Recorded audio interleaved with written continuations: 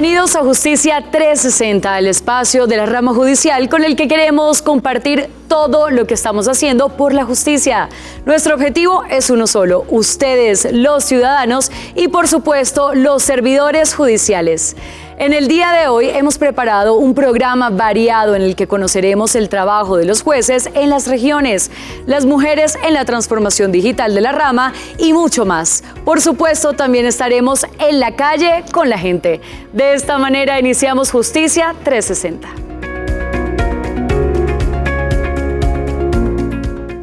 La recién sancionada Ley Estatutaria de Administración Judicial es un logro muy importante que apunta al fortalecimiento de la rama, lo cual redundará en la prestación de un mejor servicio de justicia para los ciudadanos. La presidenta del Consejo Superior de la Judicatura está con nosotros para explicar todo lo relacionado con dicha ley.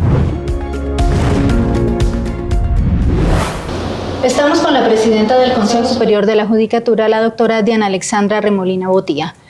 Doctora, curiosamente, usted hace 4 años presentó el proyecto de ley. Hoy, como presidenta del Consejo Superior en el 2024, participó de la sanción de la ley por parte del presidente de la República. ¿Cómo fue este proceso y por qué es tan importante esta ley para los ciudadanos? Bueno, en ese entonces en el Consejo Superior de la Judicatura lo que pensábamos era en modificar las normas de la ley que nos permiten administrar de la justicia, hacerlas más ágiles, contar con unas herramientas que nos permitieran facilitar la modernización de la justicia. Y eso lo hicimos, presentamos el proyecto de ley y hoy contamos con una ley que tiene herramientas que nos van a permitir modernizar la rama judicial, hacerla más eficiente y entregar un mejor servicio de justicia a los ciudadanos. Magistrada, en términos sencillos, ¿cuáles diría usted que son esos 5 principales cambios que trae la ley para que los ciudadanos la conozcan? Bueno, primero que todo fortalecimos la carrera judicial para tener los mejores jueces como garantía de independencia judicial. En segundo lugar, la ley busca un aumento progresivo del presupuesto que cada año tiene la rama judicial, con lo cual se busca fortalecer la independencia y la autonomía de la rama judicial para tomar las decisiones presupuestales y de inversión y mejorar así las condiciones de los servidores judiciales. También se refuerza con algunas normas de esta ley la descongestión de la rama judicial, porque se permite el traslado de despachos, la creación de despachos judiciales, la creación de jueces y magistrados de apoyo, de jueces itinerantes, nuevas figuras que van a permitir atender esta carga. En cuarto lugar, se refuerza el papel de la tecnología. Ya venimos fortaleciendo y modernizando a la rama judicial, pero se está estableciendo un marco institucional mucho más sólido y más claro sobre el uso de las herramientas tecnológicas para modernizar los servicios judiciales.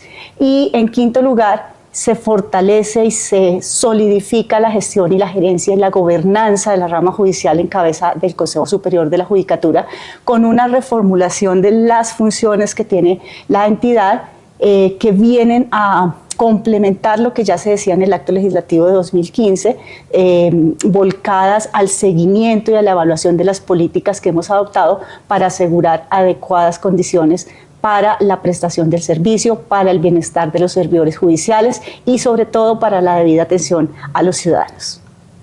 En términos de paridad de género, ¿qué trae esta ley?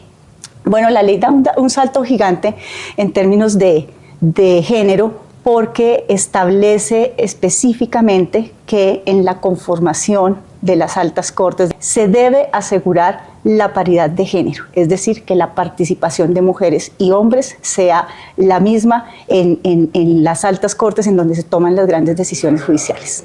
Finalmente, presidenta, cuéntenos cómo se está preparando el Consejo Superior de la Judicatura para la implementación de esta ley, teniendo en cuenta que mantiene las competencias del Consejo Superior como órgano de gobierno y de administración de la rama judicial. Bien, el Consejo Superior de la Judicatura se viene preparando desde hace un par de meses. La reforma tiene muchos componentes, por lo que institucionalmente teníamos que venir preparando casi, yo diría que más de 100 artículos que requieren reglamentación y tenemos que aprovechar al máximo esos cambios que introduce la ley. Yo creo que lo más importante es que tenemos un equipo con muchos años de experiencia en la tarea de administrar la rama judicial, y esos aportes de todo ese equipo van a ser muy valiosos en frente de los desafíos que nos está planteando la implementación de la nueva ley. Muchas gracias, magistrada, por la entrevista y por sus explicaciones frente a la reforma de la Ley Estatutaria de Administración Judicial. Gracias a ti.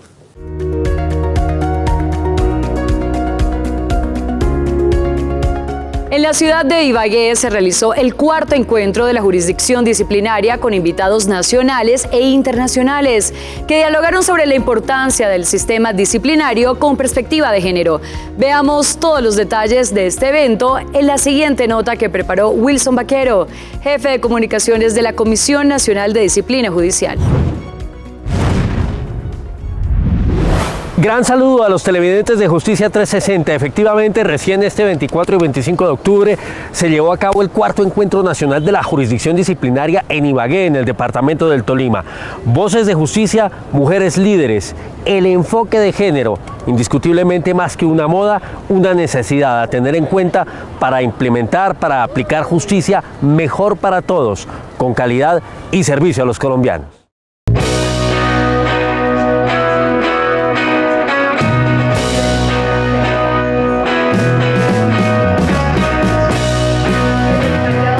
Hemos hecho una jornada completamente satisfactoria, escuchando las experiencias, las vivencias, las dinámicas de las mujeres líderes. Creo que es uno de los balances más satisfactorios que podemos presentar sobre una jornada multidiversa, llena de afecto por sobre encima de cualquier cosa y de un profesionalismo extraordinario.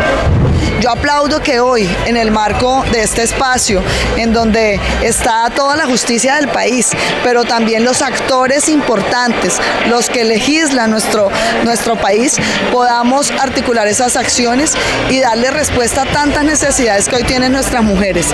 La vulneración de los derechos, las rutas de atención y las acciones concretas de gobierno de la mano de la justicia y, por supuesto, de todo el estamento público.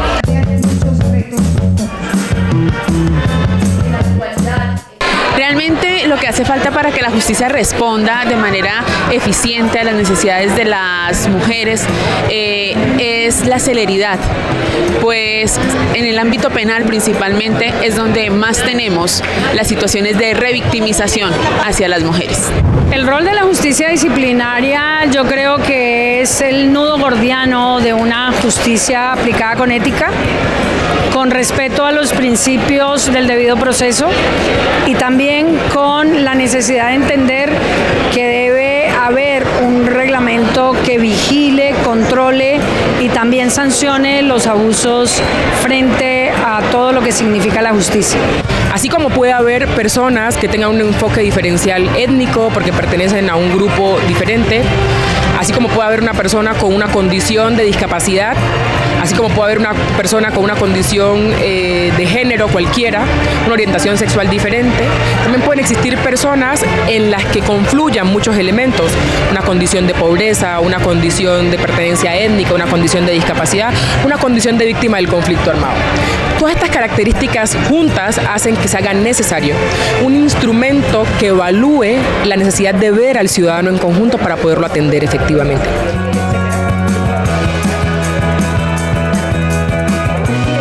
Las lecciones que debe dejar este encuentro son principalmente destacar la labor de las mujeres en general en todos los campos. Hoy ya hemos empezado a ver cómo el papel que han realizado las mujeres es absolutamente fundamental, no solo en los campos que tradicionalmente se ha desempeñado, sino principalmente en estos cargos de liderazgo, de responsabilidad y de gran importancia en general para todo el país. Para nuestro departamento y para nuestra ciudad significa tener un escenario nacional en el territorio, es poder contarle a la nación, al mundo, al país, lo que territorialmente tenemos en todas las actividades de género y no desde sexo, desde nuestro plan de desarrollo.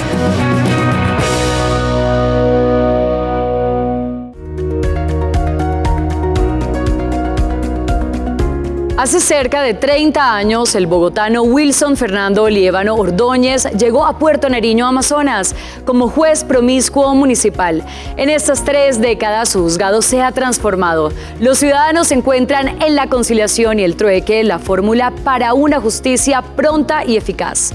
A su despacho llegó el presidente de la Corte Suprema de Justicia, Gerson Chaverra Castro, para reconocer la entrega y dedicación de este juez.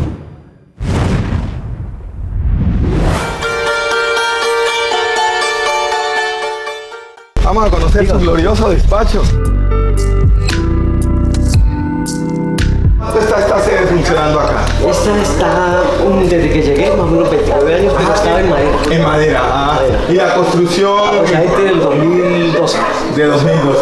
Bueno, muéstrame su oficina. ¿Este es el despacho? El despacho. Uno de los desafíos, querido doctor, que enfrenta la justicia en estos territorios es administrarla con enfoque territorial. ¿Cómo es ese funcionamiento para usted lograr en estas zonas donde realmente no es posible contar con abogados que presenten una demanda en forma, pero que hay un usuario de la administración de justicia que llega y que reclama la solución a un caso de tierras, a un caso de deuda, a una situación de conflicto comunitario? ¿Cómo hace usted para entregar esa respuesta por encima de los formalismos procesales? Sí, nosotros vimos esa necesidad de implementar la conciliación.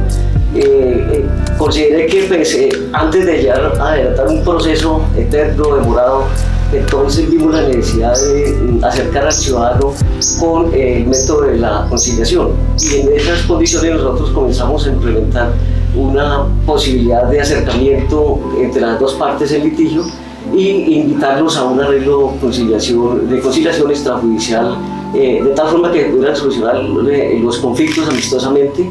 Y pues esta es una comunidad que es de un 90% conciliatoria.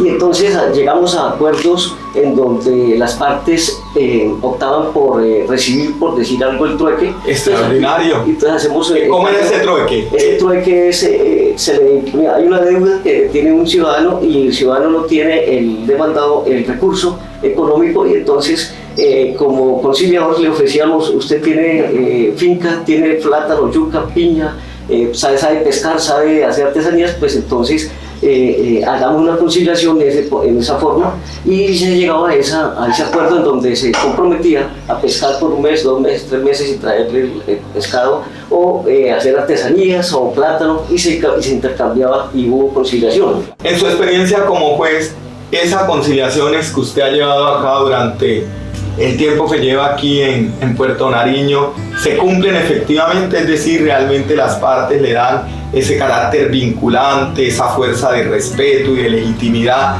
al pacto realizado bajo instancias suyas como juez? La gente ha asumido ese compromiso y podemos decir que 90-95% se han cumplido esas conciliaciones. Las personas tienen esa inclinación a ser conciliadores, y eso ha servido para la comunidad y para el juzgado, porque pues ha logrado evitar conflictos eternos y que no se solucionen a cambio de una conciliación o un arreglo amistoso que es más efectivo y rápido. Así no queden las estadísticas, pero pues era mantener la convivencia pacífica en la comunidad. Es para mí, como presidente de la Corte, un verdadero honor estar aquí en la silla que usted ha regentado durante todo este año, entregando paz, restableciendo tejido social, siendo garante de derechos y de democracia aquí en esta región. Así que mi reconocimiento y mis felicitaciones por su trabajo.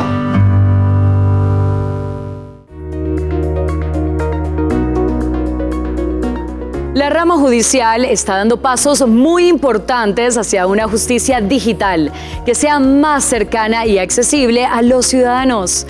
Un equipo de mujeres del Consejo Superior de la Judicatura, lideradas por la presidenta de la corporación, Diana Alexandra Remolina Botía, está adelantando estos cambios ya con resultados importantes.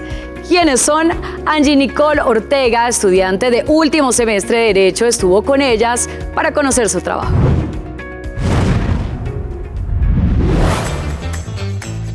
Hola, soy Angie Ortega, estudiante de Derecho de la Universidad Católica de Colombia y hoy quiero contarles una historia de transformación. La rama judicial está viviendo un cambio sin precedentes, liderado por un grupo de mujeres que han trabajado para acercar la justicia a todos los ciudadanos. Ellas son las protagonistas de esta historia, acompáñenme a conocerla.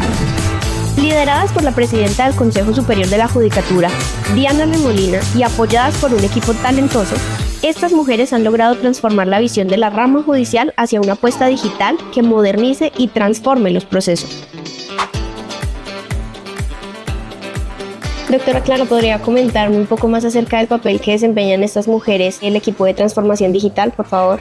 Es un equipo de mujeres que está liderado por la presidenta de la corporación, la doctora Diana Alexandra Remolina Botía, y que lo que pretende es que cada una en su área temática fortalezca las propuestas para que el Servicio de Administración de Justicia se preste de una mejor manera. ¿Qué es lo que la inspira y la motiva para continuar con este proyecto de liderazgo con la transformación digital?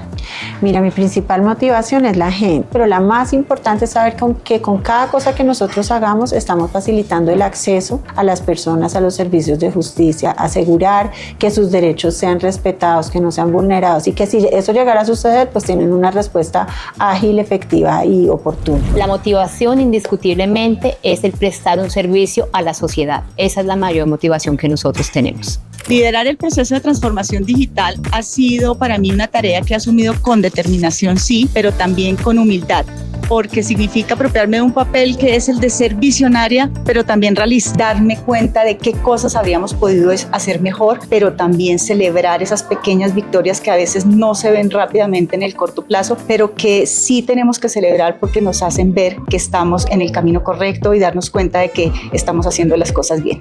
Mi motivación personal y profesional es ayudar a que esos dramas sociales que se tramitan en los despachos judiciales se puedan realizar de una manera mucho más ágil, mucho más eficiente y que los abogados litigantes cuenten con una herramienta que les permita también resolver a sus clientes esta labor de una manera mucho más rápida. ¿Qué mensaje le daría usted a las futuras generaciones de mujeres que quisieran también realizar cambios importantes en sus sectores? Ser empoderadas en lo que nosotros estamos haciendo, creer en ellas mismas, ser perseverantes, no rendirse y sobre todo saber que sí podemos hacer las cosas. Hay que creer en lo que se quiere lograr, hay que plantearse una visión, un sueño. Nosotros como mujeres tenemos muchas características que nos permiten facilitar ese liderazgo en diferentes procesos. Mi mensaje sería para estas generaciones, chicas jóvenes como tú, es que nunca desistan de cumplir su sueño.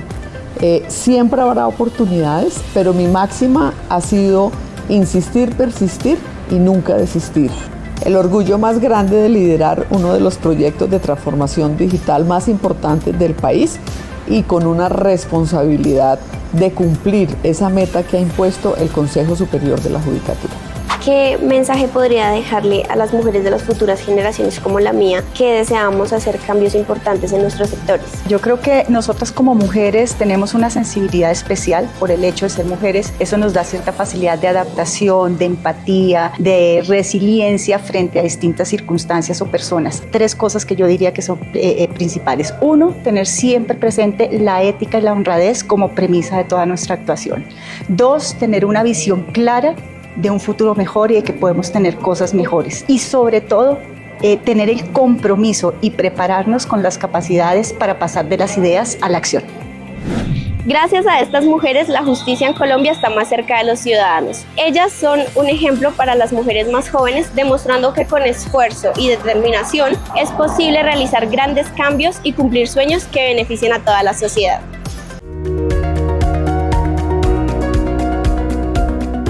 Cambiemos de tema en Justicia 360 y hablemos ahora de la tutela, herramienta creada con la Constitución de 1991 que protege los derechos fundamentales de todas las personas cuando son vulnerados por particulares o autoridades públicas.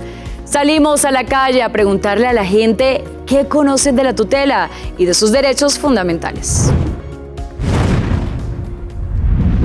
En la calle con la ciudadanía indagamos sobre qué es un derecho fundamental, qué es la acción de tutela y en qué consiste este mecanismo. ¿Qué es un derecho fundamental para ti? Bueno, la Constitución nos otorga unos derechos en los cuales la sociedad ha luchado intensamente. Entre ellos está el derecho a la salud, el derecho a la vida, el derecho a la educación. Son derechos que tienen todas las personas, los cuales no pueden ser vulnerados. Cuando hablamos de un derecho, hablamos de una facultad, de una libertad, de una competencia o de una prerrogativa. Es importante entender que cuando hablamos de derechos, hablamos de un concepto relacional. Esto significa que cuando yo tengo un derecho, tengo la posibilidad de exigir que alguien haga o deje de hacer algo. Por ejemplo, si María le vende un lápiz a Juan, ahí hay una relación de derechos, pues María tiene el derecho a recibir el pago por el lápiz a la vez que Juan tiene el derecho a recibir ese lápiz.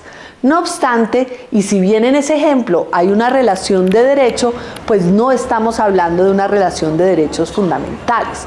Difícilmente podríamos decir que si Juan no recibe el lápiz, se le vulneró ese tipo de derechos. Los derechos fundamentales, a diferencia del ejemplo anterior, tienen una connotación especial, pues se trata de demandas de libertad, de facultades, de competencias o prestaciones directamente vinculadas con la dignidad o el valor intrínseco de todo ser humano. La dignidad significa que las personas son un fin en sí mismo y no un medio para un fin. En otras palabras, que no podemos ser usadas para el logro de fines ajenos. Por ejemplo, la esclavitud es una violación de todos los derechos fundamentales porque cosifican a la persona, desconocen su humanidad. Así, los derechos fundamentales amparan aquellos reclamos y reivindicaciones que apuntan hacia bienes considerados de vital importancia para individuos y grupos, a los que como seres humanos no estamos dispuestos a renunciar.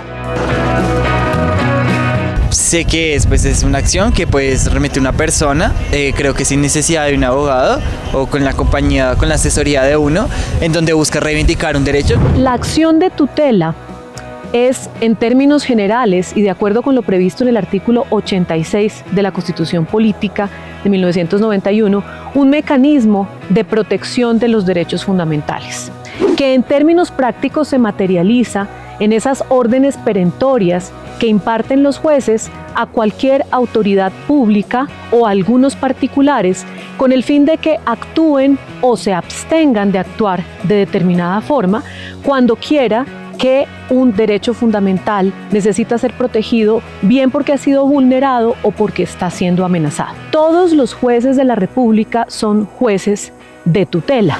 Y en ese caso, por ejemplo, los jueces civiles y penales también están llamados y tienen la competencia a decidir sobre las acciones de tutela, incluso de manera preferente sobre los procesos ordinarios. Por supuesto, esto supone una gran responsabilidad a la hora de determinar si la acción de tutela es el mecanismo procedente para la protección de esos derechos o si el interesado está obligado a acudir a los mecanismos ordinarios que son mucho más exigentes en cuanto a procedimiento y términos. Por lo tanto, la Corte Constitucional revisa y decide únicamente sobre algunos muy pocos casos en los que necesitamos pronunciarnos para dar alcance a los derechos fundamentales. Por supuesto, esa selección se hace una vez se revisan las miles de tutelas que llegan a la Corte Constitucional.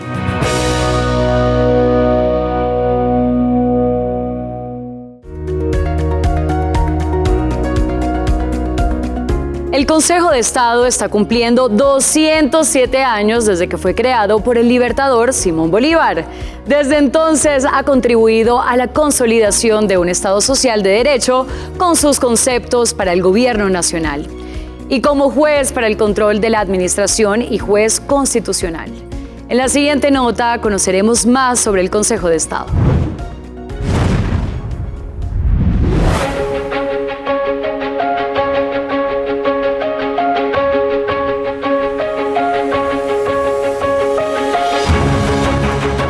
El Consejo de Estado fue creado por el libertador Simón Bolívar el 30 de octubre de 1817 en Angostura, a semejanza de la institución del mismo nombre establecida por Napoleón en Francia.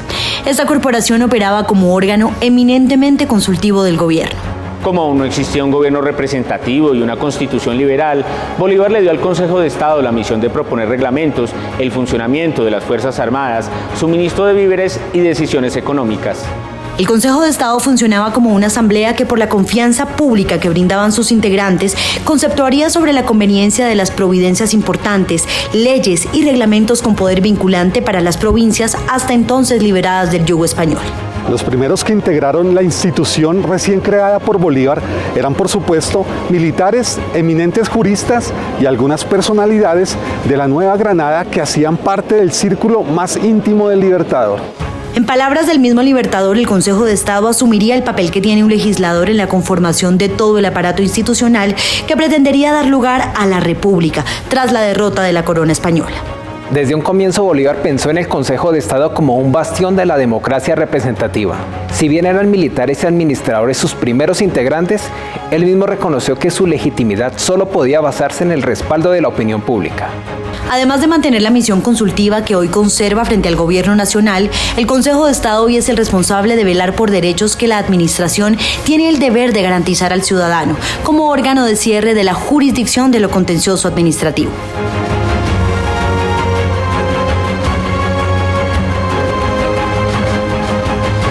Justicia, guía y control.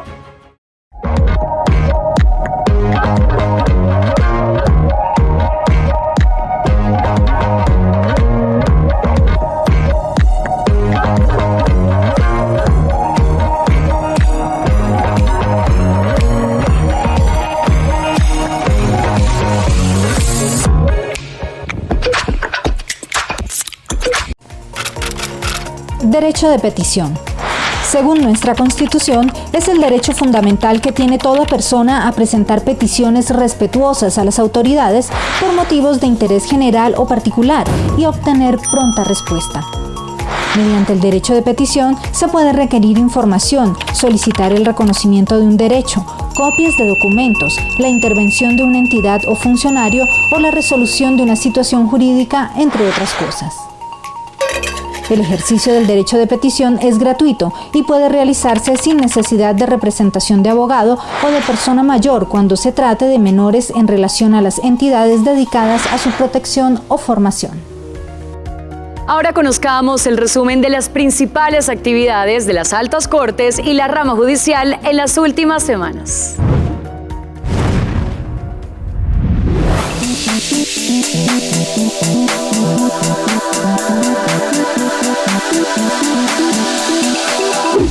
La Comisión Nacional de Disciplina Judicial ya tiene lista una nueva edición del Código Disciplinario del Abogado. Esta tercera versión incorpora novedades interesantes como el acuerdo que puso en vigencia el doble certificado de antecedentes, el mapa con las comisiones seccionales de disciplina judicial y una introducción a los ciclos pedagógicos como estrategia de prevención con la academia. Terminaron su periodo constitucional los magistrados del Consejo de Estado Estela Janet Carvajal Basto y Rafael Suárez Vargas, quienes durante 8 años dejaron en alto el nombre de la corporación con su trabajo incansable. Por otra parte, el Consejo de Estado conformó la terna para elegir nuevo magistrado de la Corte Constitucional. Está integrada por los abogados Claudia Dangond, Jaime Humberto Tovar y Miguel Efraín Polo.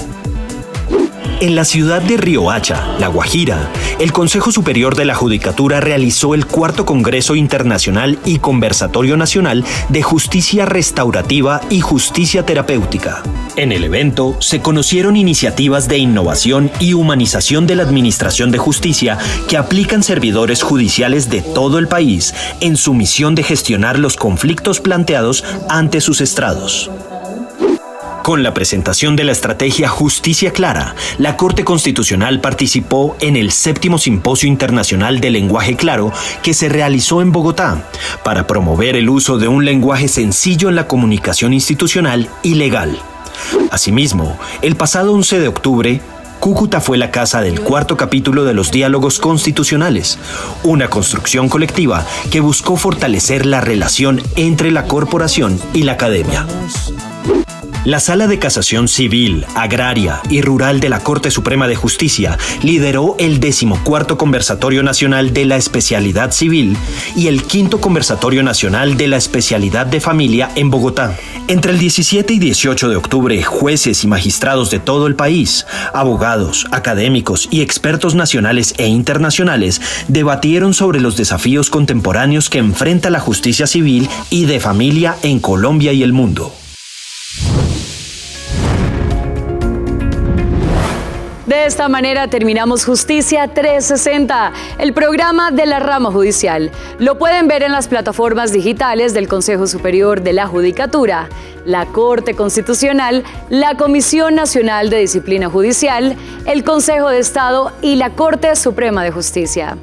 Recuerden que tenemos una cita el primer lunes de cada mes a las 7:30 de la noche por el canal institucional, para que conozcan cómo avanzamos hacia una justicia confiable, digital e incluyente. Hasta una próxima oportunidad.